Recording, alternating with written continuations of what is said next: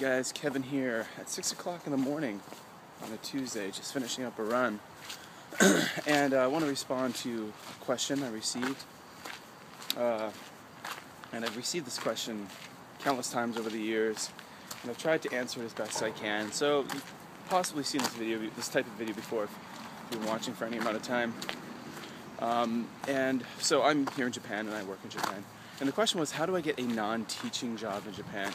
Which, as a professional teacher working in Japan, I'll try to answer as best as I can, but to be honest, I am a teacher and I've only ever worked as a teacher here, and I'm a teacher in Canada. That's what I do. But I have met a lot of people who are not teachers. So there's really no easy response to this. I mean, you can't...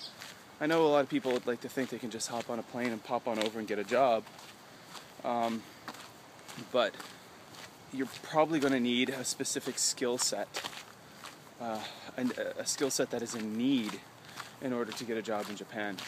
So for example, I've met people who are engineers. If you're an engineer, there's a possibility you can get work here in Japan. I've met quite a few foreigners who don't speak Japanese, who work as they work as engineers in like shipyards and things like that.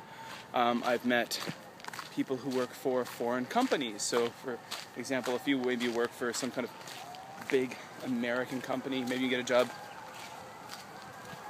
Fire going on, I think. You get a job working for some kind of foreign company or some kind of American company, British company, and maybe eventually maybe they have an Asian office in Japan. You put in a transfer. I don't know, maybe you're in marketing or accounting or something like that. Maybe you work in the tech sector and you somehow get a job working for some kind of tech company that has an office in Japan.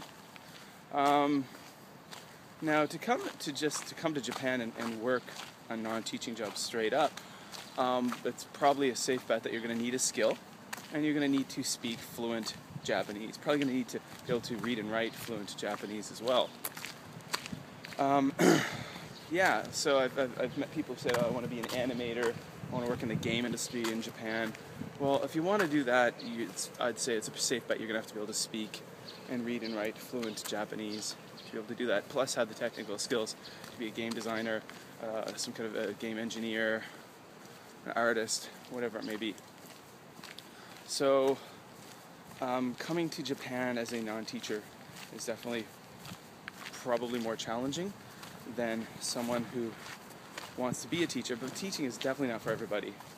And it's always sad when you meet people who come here to teach and say, I hate teaching, or I hate kids, because it's awful to think that parents are paying money to have a lot of money to have someone educate their children who doesn't want to be there. So there you go. Getting a non-teaching job in Japan.